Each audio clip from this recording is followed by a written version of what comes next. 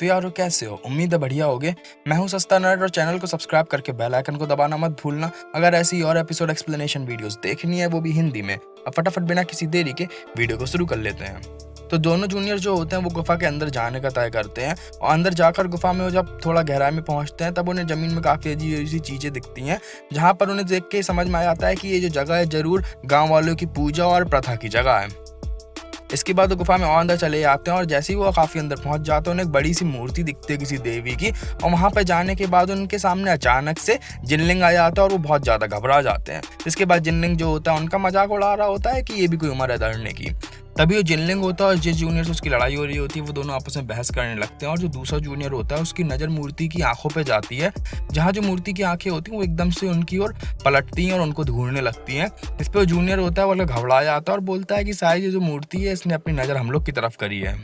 जिस पर जिनलिंग घबराते हुए बात बनाने लगता है कि मुझे डराने की कोशिश मत करो। इसके बाद जो दूसरा जूनियर होता है उसका मजाक उड़ाता है। दूसरा जूनियर होता है उससे बोलता है कि नहीं, मैंने सच में उसको अपनी आंखें हिलाते हुए देखा, और वो इतना बोल ही पाता है कि तभी वहां पर एक हाथ आता है और जिनलिंग पे हमला कर देता है, और जो दूसरा जूनियर होता है उसकी जान बचा कर उसे साइड से धक्का दे देता है। जिसके बाद जो जिनलिंग होता है दूसरे कोने पे जाके खड़ा हो जाता है, और वो जो हाथ होता है वो वापस से अपने आप को सिमटा लेता है और मूर्ति के एक हाथ पे आके जुड़ जाता है। इसके बाद जो दूसरा जूनियर होता है वो दौड़ता हुआ जाता है पीछे की तरफ से और मूर्ति के ऊपर एक सीलिंग कागज की चिपका देता है। जिसके बाद जैसे ही वो सीलिंग जोर से चमकती है, जो मूर्ति होती है बहुत ज़्यादा गुस्से में आ जाती है और अपने सारे के सारे हाथ लंबे करके पूरी गुफा में उनकी ओर मानो हमला कर देती है। जिसके बाद उस हमले का जोर इतना ज़्यादा होता है कि जो गुफा के बाहर एक धूल का पूरा बवंडर आ जाता है, और फिर उसके बाद सीन शिफ्ट हो जाता है। फिर दोनों जूनियर्स और जिनलिंग बाहर आ जाते हैं और जो मूर्ति होती है वो भी उनका पीछा करते करते बाहर आ जाती है, जहाँ पर उस मूर्ति को देख के जो विविशान होता है काफी घबरा सा जाता है। उस मूर्ति को देख के वहाँ पे काफी सारे लोग आ जाते हैं और बोलते हैं कि इसका शिकार अच्छा होगा, आज इसका शिकार करते हैं। जिसके बाद जो जिनलिंग होता है वो दौड़ता हुआ जाता है और उछलकर मूर्ति के ऊपर हमला कर देता है, और जब वो नीचे आता है मूर्ति उस पर हमला कर देती है और उसे पहले तो पैर से कुचलने की कोशिश करती है, फिर अपने हाथों को लंबा कर करके उस पर को टारगेट कर करके उस पर हमला कर रही होती है, और जो जिनलिंग होता है वो भाग रहा होता है। मूर्ति भी उसके पीछे पीछे हमला करती आ रही होती है कि जो विवशान होता है तभी उसकी मदद करने के लिए वहां पर जाता है और फिर कुछ पत्तियों को लेकर मूर्तियों की ओर मारता है, पर जो मूर्ति होती है उसके हाथ से पट्टियां टकरा जाती हैं और मूर्ति उन पत्ती को नष्ट कर देती है, और वो जो हाथ होता है उस हाथ के अचानक से मसल्स बढ़ जाती हैं, उसके अंदर थोड़ी सी एनर्जी भी निकलती है। इसके बाद जो विवशान होता है वो समझ जाता है कि ये तो डेमोनिक उल्टा हाथ है। फिर वहां पर एक व्यक्ति होता है वो पेड़ पे चढ़ के घंटा सा बुलाता है और फिर बोलता है कि अभी इसको छोड़ो। फिर वहां पर वो जो घंटा होता है पहले ऊपर की तरफ जाता है और फिर वहां पे जाके वो बहुत बड़ा बन जाता है, और फिर वो बड़ा बनने के बाद मूर्ति के ऊपर गिर जाता है और जो पूरी की पूरी मूर्ति होती है उसे ढक लेता है, अपने अंदर उसे कैद कर लेता है। इसके बाद जो जूनियर्स और जिनलिंग और वहां पे जितने भी लोग होते हैं सब राहत की सांस लेते हैं। फिर एक शिकारी होता है वो उस घंटे के पास जाता है और खुश हो रहा होता है ये सोच के कि आज हम लोग कई दिन से ज़ॉम्बी का शिकार कर रहे हैं और आज फाइनली कुछ अच्छा शिकार मिला है।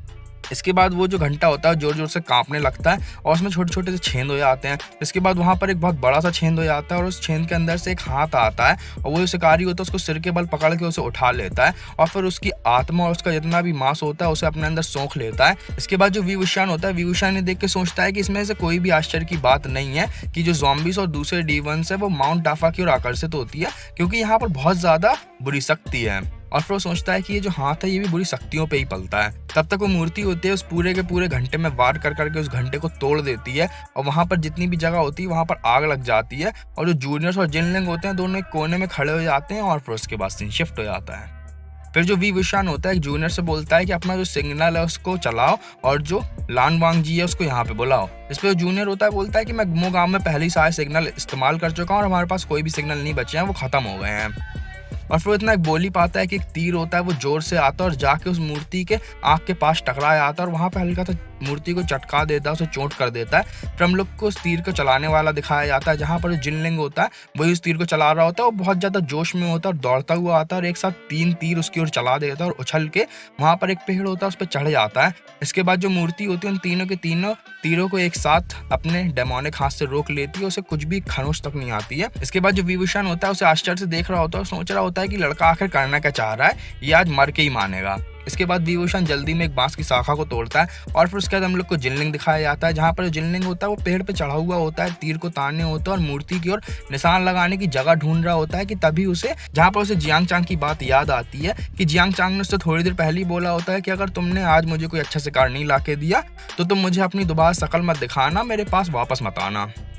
ये सोच के वो जिनलिंग होता है अपने तीर को और भी तेज तानता है और फिर उसके बाद उस मूर्ति पे तीर को चला देता है गुस्से में। और जो मूर्ति होती है, मूर्ति अपना एक हाथ लंबा करके उसकी ओर हमला कर देती है, जिसके बाद जो जियांग चान होता है किसी तरीके से बस साइड से कूद के बच ही जाता है। फिर तभी वहाँ पर हम लोग को एक सुरीली सी बांसुरी की धुन सुनाई देती है और जो वी वुशियान होता है उसने थोड़ी देर पहले बांस की शाखा तोड़ी होती है, उसी से उसने एक बांसुरी बना रखी होती है और वो उसको बजा रहा होता है और फिर उसके बाद सीन शिफ्ट हो जाता है।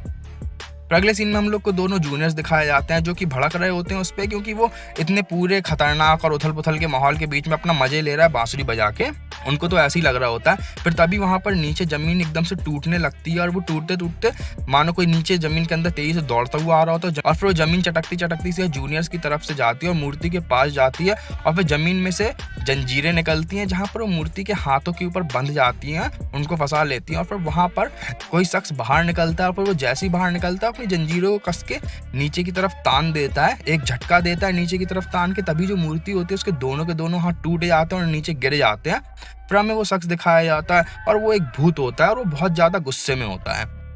जैसे जैसे विभूषण अपनी बांसुरी बजा रहा होता है उस भूत की ताकत और उसका गुस्सा दोनों धीरे धीरे करके बढ़ रहे होते हैं और फिर पूरी ताकत से मूर्ति के ऊपर एक जोर से घूसा मारता है, जिसके बाद जो मूर्ति होती है उस मूर्ति पे घूसा पड़ने के बाद वहां पर जो इम्पैक्ट होता है उस घूसे का वो इतना ज्यादा होता है कि आसपास के जो पेड़ भी होते हैं वो भी कांप जाते हैं और फिर उसके बाद सीन शिफ्ट हो जाता है।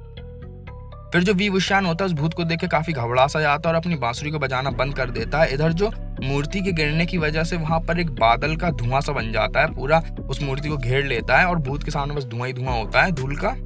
इधर जो जिनलिंग होता है भूत को आश्चर्य से देख रहा होता है कि तभी वहां पर शिकारी होते हैं वो इकट्ठा हो जाते हैं और भूत को देख के काफी ज्यादा घबरा जाते हैं, क्योंकि इनका हिसाब से ये जो भूत था ये एक्चुअली में भूतों का जनरल था और बेरियल माउंट्स की सीज की से पहले इसको खत्म कर दिया गया था। कम से कम उन लोग को तो ऐसे ही लगा था।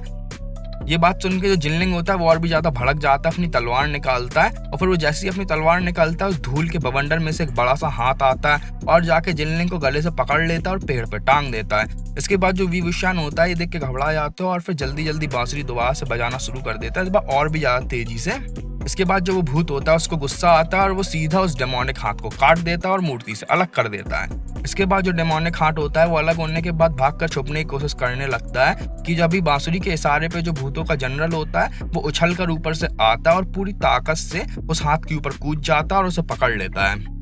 फिर जो वी वुशियान होता है वो जूनियर से बोलता है कि इविल सीलिंग पाउच निकालो और जाके उसे कैद कर लो। इसके बाद जूनियर वहां पर पहुंचता है और उस हाथ के अंदर से एनर्जी से निकलने लगती है जो कि पाउच के अंदर समा रही होती है। ये सब देख के विभूषण सोचता है कि पहले आत्मा की बलि की प्रथा और अब डेमोनिक हाथ, यहाँ पर जरूर कुछ ना कोई बड़ी समस्या है।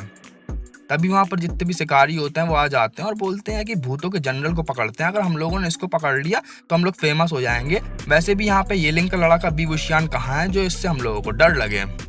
इस पे जो जूनियर होता है उन्हें मना करता है कि तब तक वो लोग उस पर हमला कर देते हैं। वो हवा में उसकी ओर उछल के वार करती है कि जो भूतों का जनरल होता है उसे गुस्सा आता है और वो अपने एक बार में सारे के सारे लोगों को जमीन में गिरा देता है। तभी जो जिनलिंग होता है वो भी उसके हाथ में तीर मारता है और उसके हाथ को पेड़ की तरफ अटका देता है और दौड़ता हुआ आता है, उछल के उस पर तलवार से अपना वार करता है। तभी वो अपने एक हाथ से उसकी तलवार के वार को रोक लेता है, उसे दूर की तरफ गिरा देता है और दौड़ता हुआ जाता है और उसे पूरी ताकत से घूसा मारने जा रहा होता है कि विभूषण अपनी बांसुरी बजाने लगता है और उसकी बांसुरी सुन के वो रुक जाता है। इसके बाद जो विभूषण होता है बांसुरी बजाते हुए उसे अपनी तरफ ला रहा होता है, उसे पीछे ला रहा होता है। तभी वहां पर लान वांग जी आ जाता है और उसका हाथ पकड़ लेता है और उसे बांसुरी बजाने से रोक देता है। फिर जो वी वुशियान होता है वो बहुत ज्यादा घबरा सा जाता है और बांसुरी बजाना बंद कर देता है। फिर वो तभी भूतों के जनरल की ओर देखता है और फिर वो बांसुरी बजाना दोबारा शुरू कर देता है और फिर भूतों के जनरल को वहां से भगा देता है। इसके बाद जो वी वुशियान होता है वो फाइनली और भी ज्यादा घबरा जाता है और फिर वो अपनी बांसुरी को अपने हाथों से छोड़ देता है। तभी वहां पीछे से एक बैगनी रंग की बिजली सी आती है और उनकी ओर टकराने जा रही होती है कि जो लान वांग जी होता है फट से पीछे मुड़ता है और अपने हाथ से जो कुछ भी वो अपना उपकरण लिए होता है बजाने का उसको बजाता है और जो वो बिजली होती है उसको वहीं पे खत्म कर देता है। फिर वहां पे हम लोग को कोई पेड़ में ऊपर की तरफ खड़ा दिखाया जाता है और फिर जो जूनियर्स होते हैं वो आपस में बात कर रहे होते हैं कि ये तो बैगनी बिजली का हंटर है, अगर ये हंटर किसी को पड़ जाए तो उसके शरीर में कोई भी अगर बुरी आत्मा होगी या फिर उसको किसी ने पोजेस कर रखा होगा तो वो बाहर निकल जाएगी।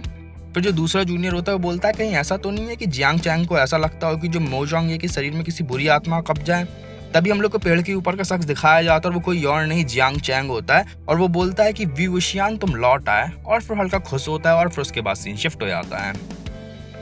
उसे देख के विभूषण बहुत ही ज्यादा घबरा जाता है और अपने गधे की ओर भागता है कि तभी उसके पीछे से वो आता है और एक हंटर उसे पड़ ही जाता है और विभूषण आगे जाके गिरता है। पर एक हंटर पड़ने के बावजूद विभूषण की आत्मा मोजोंगे के शरीर के अंदर से नहीं निकलती और जो जियांग चैंग होता है वो इस बात को देख के बहुत ज्यादा आश्चर्यचकित रह जाता है। तभी वहाँ पर जूनियर्स आ जाते हैं और वहाँ पर जितने भी लोग होते हैं वो सब आ जाते हैं और जो जूनियर्स होते हैं वो जियांग चैंग को मनाने लगते हैं कि जो मोजोंगे है उसके शरीर में कोई बुरी आत्मा नहीं है, नहीं तो इस हंटर का एक भी वार खाली नहीं जाता है। अगर कोई बुरी आत्मा होती है वो पहली बार में निकल जाती है। इस पे जो जियांग चैंग होता है वो नहीं मानता क्योंकि वो अपना पूरा मन बना चुका होता है उसे मारने का। तभी हम लोग को विभूषण दिखाया जाता है और वो सोच रहा होता है कि तीनों को मारने की शर्त खत्म हो चुकी है। मोजोंगे ने अपनी आत्मा खुद ही मुझे दी थी बलि के तौर पे, तो इसलिए अब ये शरीर मेरा है और अब मैं शरीर से नहीं निकाल जा सकता अगर इस हंटर का भी वार कर दिया गया तो भी।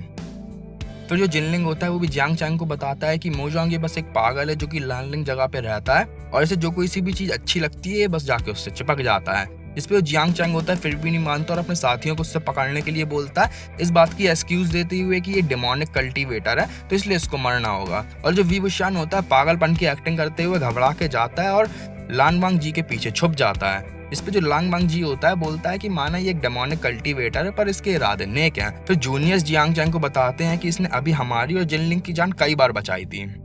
फिर लानवांग जी जियांग चैंग को मना लेता है ये कह के कि वो उसे अपने क्लैन में ले जाएगा। इधर जो विभूषण होता है मामले को रफा दफा करने के लिए मान जाता है उसके साथ जाने के लिए और फिर उसके बाद सीन शिफ्ट हो जाता है।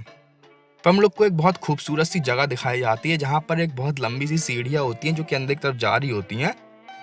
उन्हीं सीढ़ियों के नीचे जो विभूषण होता है अपने गधे को पकड़ के जोर जोर से रो रहा होता है और वहां से जाने के लिए मना कर देता है। और जो जूनियर्स होते हैं वो काफी ज्यादा कुंठित हो रहे होते हैं और उसे ले जाने के अंदर कोशिश कर रहे होते हैं। इधर जो विभूषण होता है वो सोचता है कि मैं यहाँ पर 20 सालों से नहीं आया हूँ और यहाँ पे अंदर जाने का मतलब है कि अपनी मौत को दावत देना।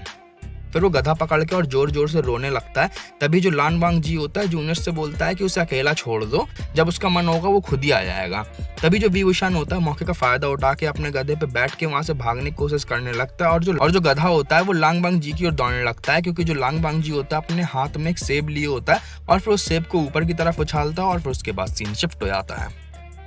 फिर हमें 20 साल पहले का दिखाया जाता है जहाँ पर घड़े रखकर विभूषण 2 लोगों के पास जाता है और फिर अगले ही सीन में हम लोग को विभूषण रात को 2 घड़े हाथ में लेके एक बहुत खूबसूरत से घर की छत पे दिखाया जाता है। तभी वहाँ पर लानवांग जी आ जाता है जहाँ पर जो विभूषण होता है उसको घड़ों के अंदर जो शराब होती है उसको बांटने का ऑफर देता है और फिर उसके बाद एपिसोड खत्म हो जाता है। खैर तो आज की वीडियो में इतना ही। राइट वाली विंडो पे टैप करो अगर इस सीरीज की पूरी प्लेलिस्ट देखनी है और लेफ्ट वाली विंडो पे टैप करो अगर अगला एपिसोड देखना है। मैं मिलता हूँ तुमसे अगली वीडियो में, तब तक के लिए गुड बाय।